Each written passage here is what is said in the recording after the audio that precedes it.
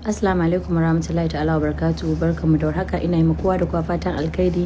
Amincin Allah ya tabbata a gare ku. Ku yi hakuri murya ta a dishe take saboda ina mura kuma sannan nayi ta magana a wajen biki. So haka yana faruwa. Da fatan kuna cikin ƙoshin lafiya. Wannan bidiyo na yi shi ne domin in yi godiya ga dubban al'umma da suka samu damar halartar waɗannan bukukuwa da muka yi, musamman waɗanda suka ɗauki kafa suka je har Maiduguri. Mutane da dama ba su taɓa zuwa Maiduguri ba a rayuwarsu.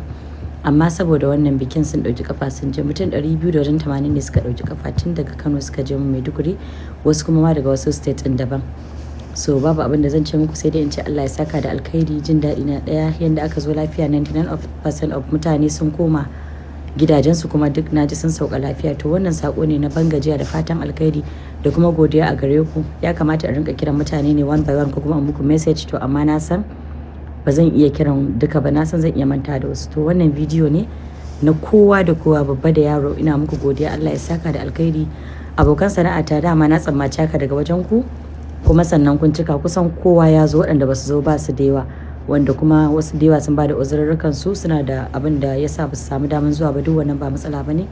Na tsammaci za ku zo din saboda na san muna da kyakkyawar alaƙa, kuma masha Allah dama akwai wannan zumuncin.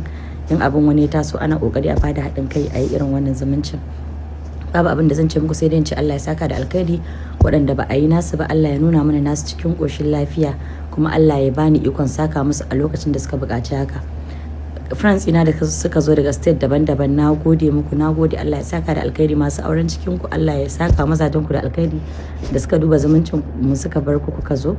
Ina matukar godiya. Mutane da dama, iyayenmu da suka ziyarci wajen nan, manya da yara, 'yan siyasa, har da malamai bayan Allah da suka ziyarci waɗannan bukukuwan. Babu abin da zan ce muku sai dai in ce Allah ya saka muku da alkhairi. Allah ya saka muku da alkhairi.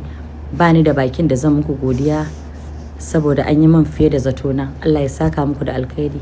Ban taɓa tunanin za a nuna min irin wannan soyayya da ƙauna ba a cikin rayuwata, kuma na san dole irin wannan abin idan ya faru za ka yi ma wani daidai, za ka yi ma wani kuskure. Da fatan duk waɗanda muka yi musu kuskure a cikin wannan sha'ani, waɗanda suka zo suka samu wani abu na rashin jin daɗi wanda ba a san da shi ba, so da Allah su yi haƙuri. Ina neman afuwar kowa ga duk wanda sakamakon wannan bikin aka ɓata mishi rai, dan Allah ya haƙuri. Kawai ku yi la'akari da yawan mutane da suka samu damar halarta, so dole sai wani ya ɓata ma wani rai, dole kuma sai a yi ma wani ba daidai ba, wani ba za a mishi abin da ya dace akan lokaci ba. To da fatan dai duka za ku ma mutum uzuri, ku tuna cewar cikin hidima ne na biki na ɗaruruwan al'umma ko kuma na dubban al'umma. To dole mutum ba zai iya yin komai 100% ba, sai dai mutum ya iyakacin ƙoƙarin shi, ragowar ya baro Ubangiji. Dan Allah duk wanda ya ji wani rashin daɗi